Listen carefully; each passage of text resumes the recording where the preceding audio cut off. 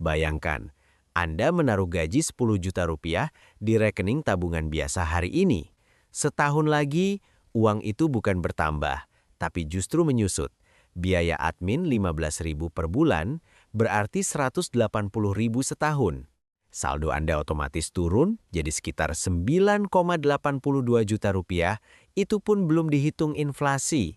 Jika harga sembako dan pendidikan naik rata-rata 4%, maka daya beli uang Anda tergerus lagi sekitar 400 ribuan. Secara matematis, uang Anda memang terlihat utuh, tapi nilainya diam-diam sakit. Niatnya mencari aman, kenyataannya berjalan mundur. Selamat datang di Aset Bernilai, channel yang membahas finansial dengan bahasa sederhana, praktis, dan berbasis simulasi angka. Kali ini kita akan membedah strategi menabung di reksadana, pasar uang versus deposito.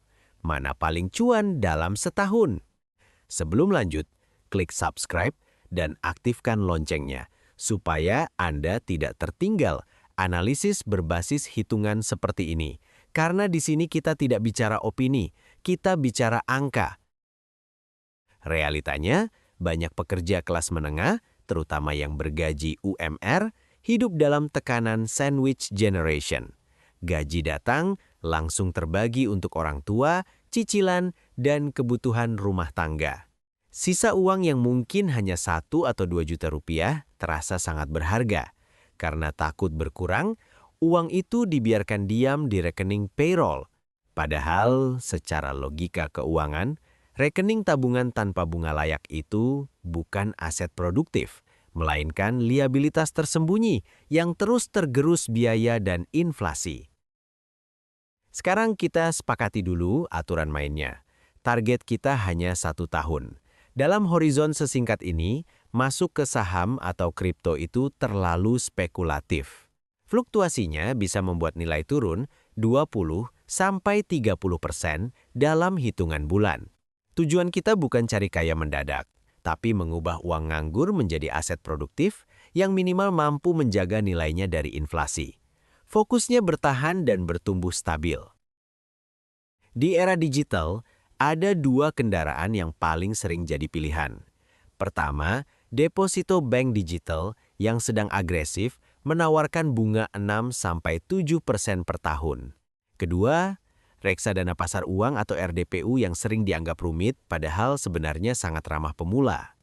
Keduanya sama-sama terlihat aman, sama-sama berbasis instrumen pendapatan tetap jangka pendek. Tapi, detail mekanismenya sangat berbeda. Ada satu konsep penting yang sering diabaikan, yaitu opportunity cost. Setiap hari Anda menunda memindahkan uang dari rekening biasa ke instrumen berbunga, Anda kehilangan potensi imbal hasil harian. Misalnya ada 5 juta rupiah, mengendap 3 bulan tanpa bunga berarti Anda melewatkan potensi ratusan ribu rupiah. Kerugian ini tidak terasa karena tidak ada notifikasi potongan, tapi secara matematis itu nyata. Karena itu, kita hentikan perdebatan berdasarkan rasa aman atau sekadar ikut-ikutan teman kantor. Kita akan bawa deposito dan RDPU ke atas kertas, hitung bunga bersihnya, bongkar pajak tersembunyinya, dan uji dengan simulasi angka yang realistis.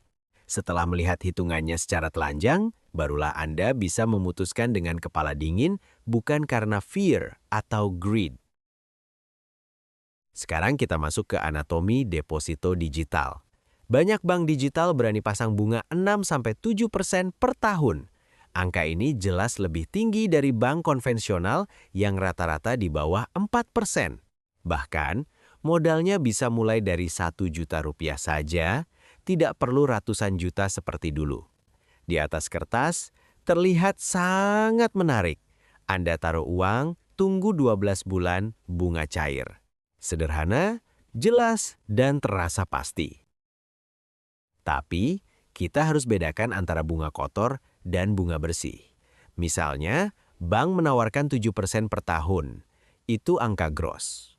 Secara aturan pajak di Indonesia, bunga deposito dikenakan pajak final 20%. Artinya, dari 7% itu, yang benar-benar masuk ke kantong Anda hanya 5,6%.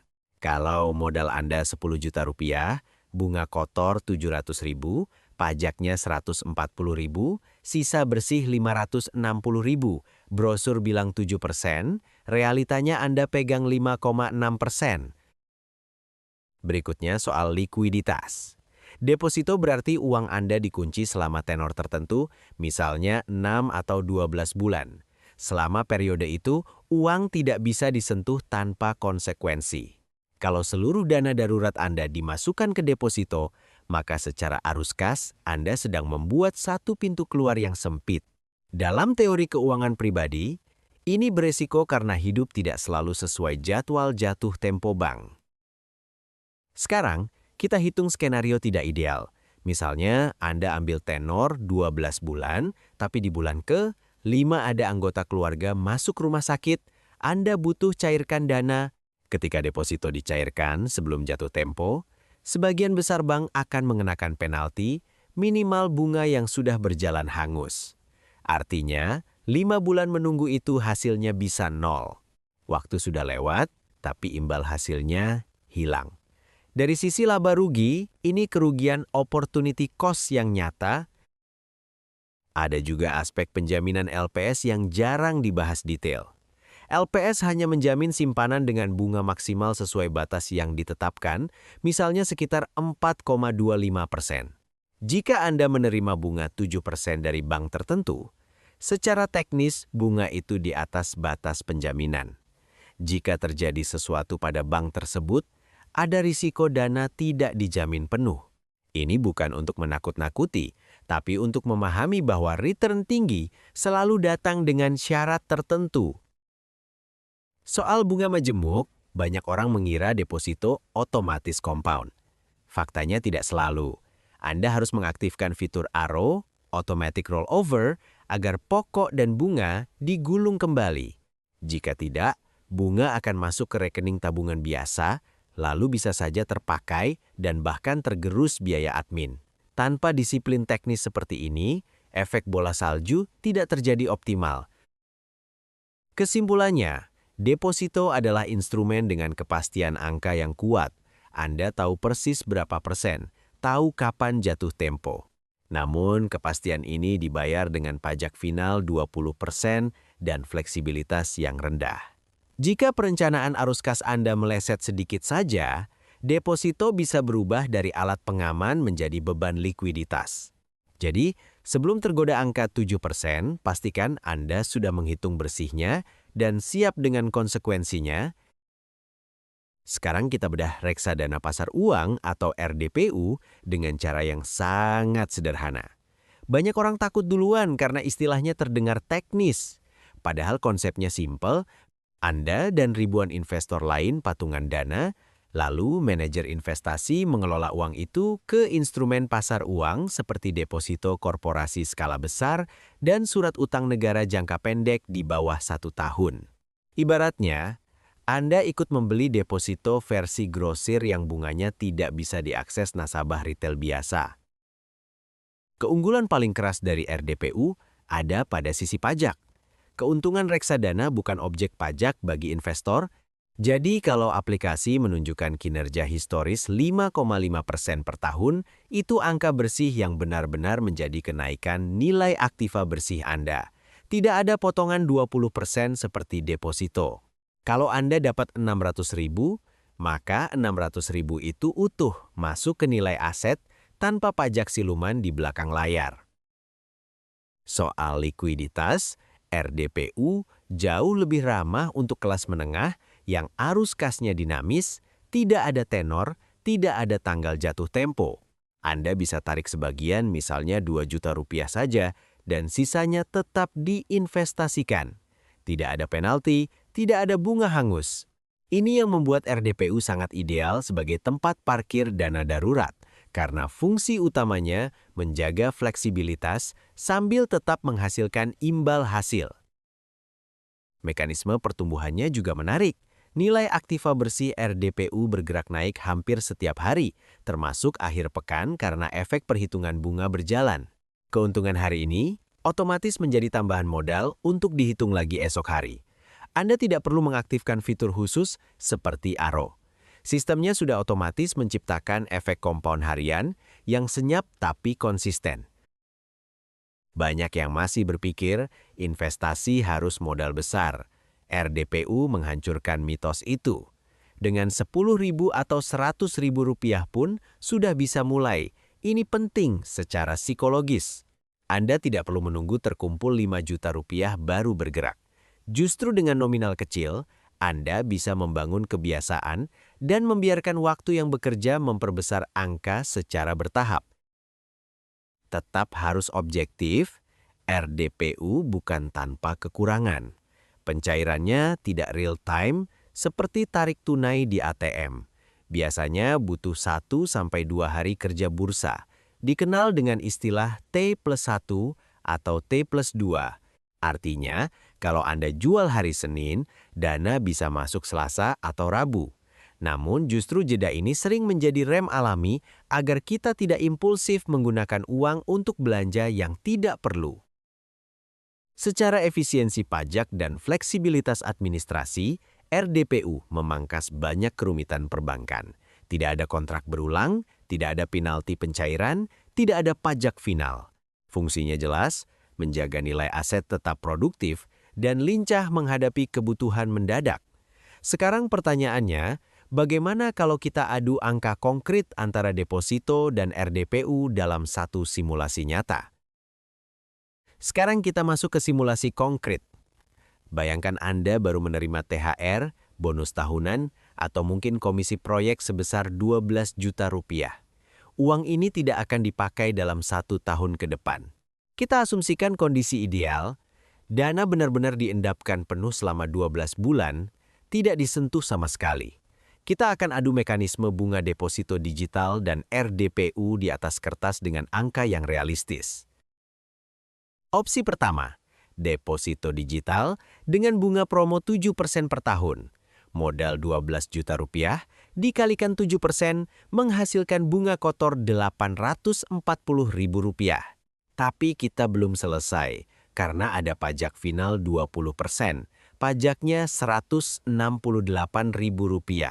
Jadi, bunga bersih yang benar-benar masuk ke rekening Anda hanya Rp672.000. Total akhir setelah 1 tahun menjadi 12 juta, ditambah Rp672.000. Opsi kedua, RDPU dengan asumsi kinerja moderat 5,5% per tahun, modal 12 juta rupiah dikalikan 5,5% menghasilkan Rp660.000. Tidak ada potongan pajak, tidak ada biaya admin tahunan yang menggerus langsung dari keuntungan Anda, jadi angka Rp660.000 itu utuh menjadi kenaikan nilai aktiva bersih, total akhir sekitar Rp12.660.000. Kalau kita bandingkan, deposito unggul tipis. Selisihnya hanya Rp12.000 dalam setahun. Itu bahkan lebih kecil dari biaya parkir mobil di mall premium. Ilusi bunga 7% terlihat gagah di awal, tapi setelah dipotong pajak, selisihnya dengan RDPU hampir tidak signifikan. Di kondisi sempurna, keduanya sama-sama menjaga nilai uang dari inflasi dengan deposito menang sangat tipis. Sekarang, kita ubah skenarionya ke realita hidup. Misalnya di bulan ke-7 terjadi kejadian tak terduga. Plafon rumah bocor parah dan Anda butuh 4 juta rupiah untuk renovasi cepat. Di titik ini fleksibilitas diuji. Uang tidak lagi diam di tabel Excel, tapi harus bergerak untuk menyelesaikan masalah nyata. Jika dana itu berada di deposito 12 bulan dan belum jatuh tempo, Anda punya 2 pilihan tidak nyaman. Menunggu sampai jatuh tempo sambil cari pinjaman lain, atau mencairkan lebih cepat dan menerima konsekuensi. Banyak bank akan menghanguskan bunga yang sudah berjalan. Artinya potensi keuntungan 7 bulan bisa 0. Dari sisi arus kas, ini pukulan telak. Sebaliknya di RDPU, Anda cukup jual sebagian 4 juta rupiah. Dalam 1-2 hari kerja dana masuk rekening.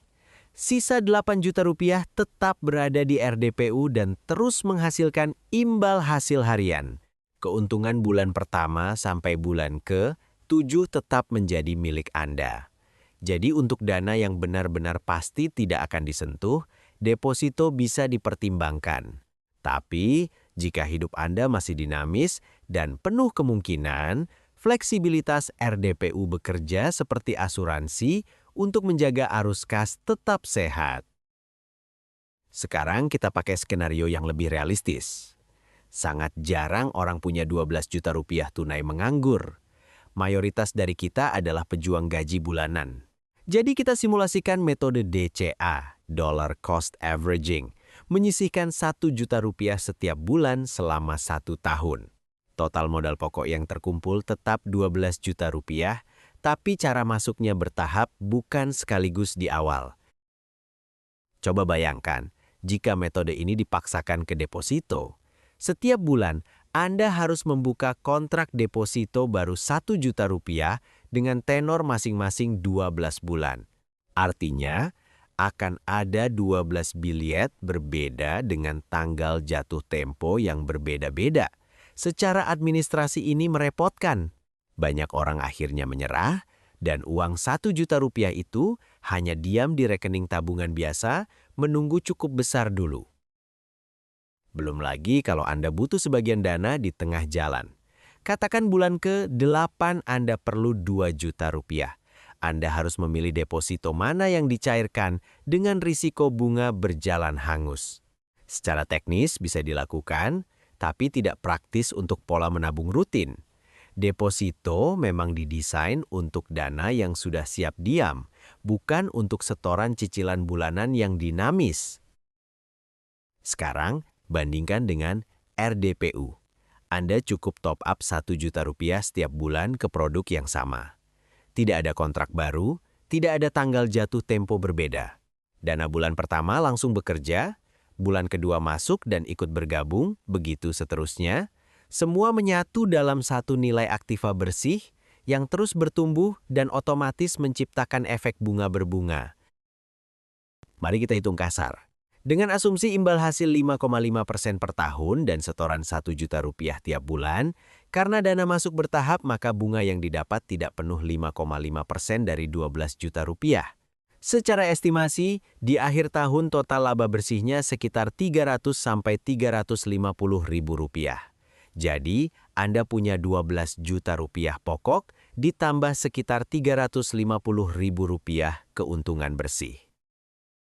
Angka 350 ribu mungkin terdengar kecil, tapi lihat prosesnya. Setiap bulan Anda melihat saldo naik sedikit demi sedikit. Ada rasa progres. Ini membangun psikologi investor yang rasional.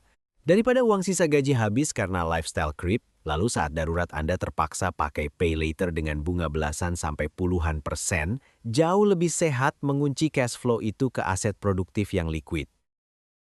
Untuk pekerja bergaji bulanan yang ingin mengubah keringatnya menjadi aset bernilai, RDPU unggul telak dari sisi kepraktisan dan konsistensi.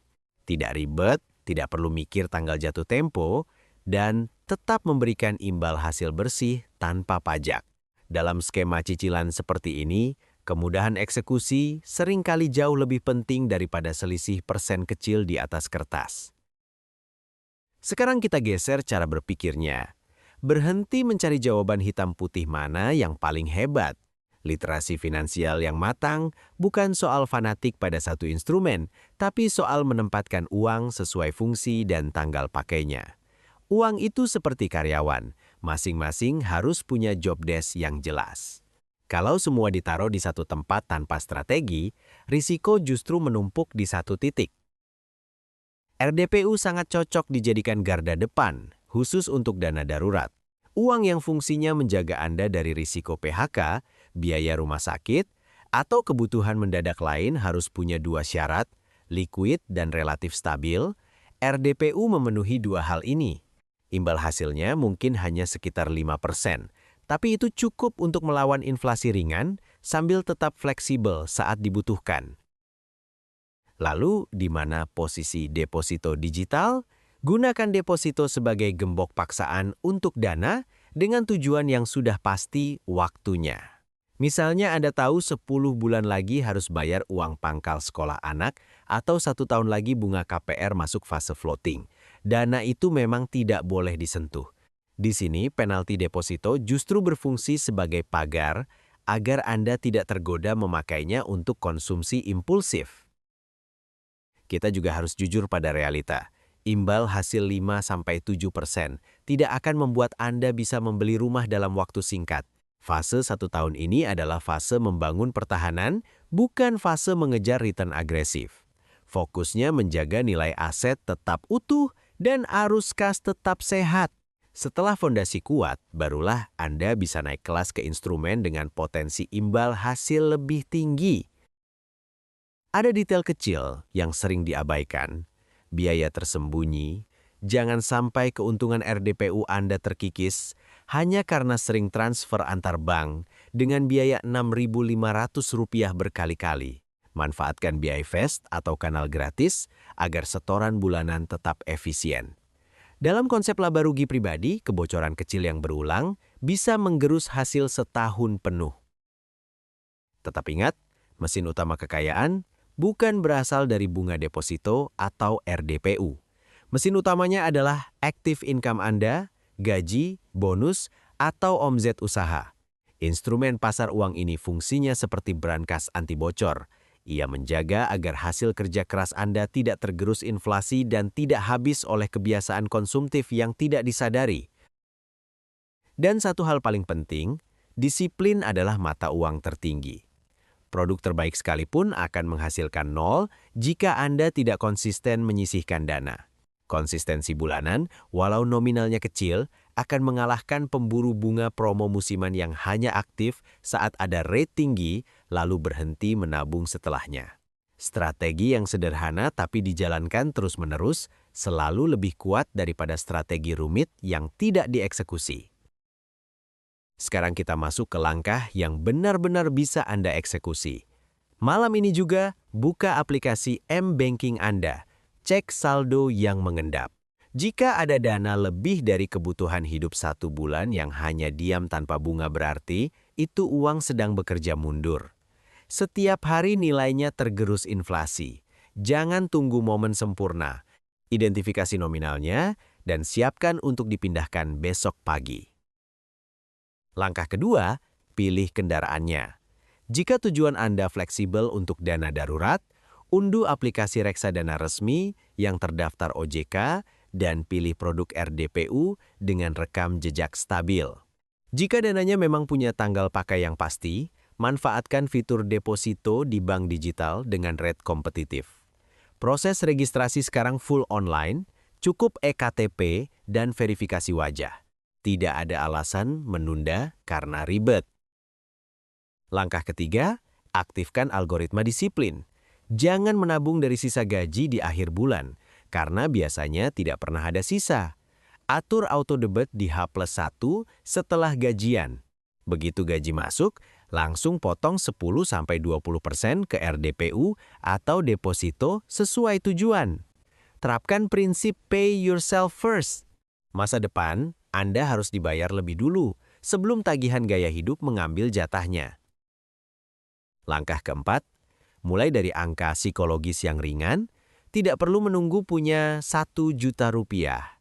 Mulai saja dari 100.000 atau 200.000 minggu ini. Tujuannya bukan mengejar imbal hasil besar, tapi melatih otak agar terbiasa melihat uang berpindah dari rekening konsumtif ke aset produktif. Ketika Anda melihat nilainya bertambah walau sedikit, rasa takut akan hilang dan diganti dengan rasa percaya diri. Langkah kelima, siapkan peta jalan naik kelas. Jika Anda mampu konsisten selama 12 bulan mengisi RDPU atau disiplin di deposito tanpa bolong, itu tanda otot finansial Anda sudah terbentuk. Tahun berikutnya, Anda bisa pertimbangkan instrumen seperti SBN Retail atau aset lain dengan potensi imbal hasil lebih tinggi. Semua ada tahapannya, jangan lompat sebelum fondasi kokoh.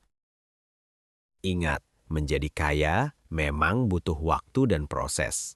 Tapi, menjadi miskin karena inflasi dan kebiasaan konsumtif itu terjadi otomatis setiap hari tanpa kita sadari. Jika Anda tidak mengendalikan angka, angka yang akan mengendalikan pilihan hidup Anda. Mulailah dari nominal kecil, tapi mulai sekarang, bukan nanti. Pertanyaannya sekarang, setelah melihat hitungan pajak, penalti, dan simulasi tadi secara blak-blakan, Anda tim RDPU untuk fleksibilitas arus kas atau tim deposito digital untuk gembok disiplin. Tulis pilihan Anda beserta alasannya di kolom komentar. Sampai jumpa di video berikutnya hanya di channel Aset Bernilai.